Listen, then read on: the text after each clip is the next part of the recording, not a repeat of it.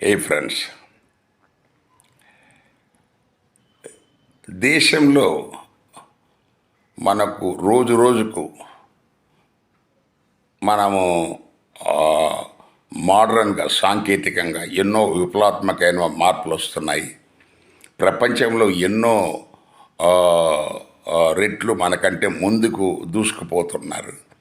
కానీ మన దగ్గర ఈ కులపిచ్చి కూడా తారస్థాయికి చేరింది. బాగా చదువుకున్న వాళ్ళు, జ్ఞానం ఉన్న వాళ్ళు కూడా ఈ కులం ఆ, మనకు ఆ, దాని దాని అండన ఆ, కులం గొప్పతనాన్ని చెప్పుకొని బ్రతకాలని చూసుకోవటం అనేది ఇంకా అది అలాంటి ఆలోచన రావటము సిగ్గుచేటు. ఇందులో ఈరోజు చెప్పదలుచుకున్నది ఏంటంటే, మన పెడన, ఆంధ్రప్రదేశ్లో పెడన, కృష్ణా జిల్లా, అక్కడ ఒక సంచార జాతి వ్యక్తి చనిపోయాడు. అతని శవాన్ని పూడ్చడానికి అక్కడ 7 శ్మశాన వాటికలు ఉన్నా కూడా ఒక్క శ్మశాన వాటిక వాళ్ళు కూడా అతన్ని అలో చేయలేదు.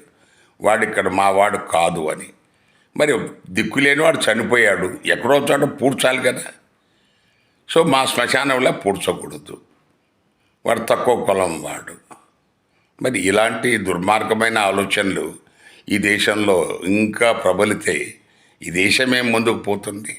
ఇలాంటి ఇలాంటి సంఘటనలు మనకు ఆ గ్రామంలో ఉన్న పెద్దలు, అక్కడ ఉన్న అధికారులు కూడా దానికి సామరస్యంగా పరిష్కరించలేని దుస్థితిలో ఉంటే ఈ సమాజం ఏమి బాగుపడుతుంది?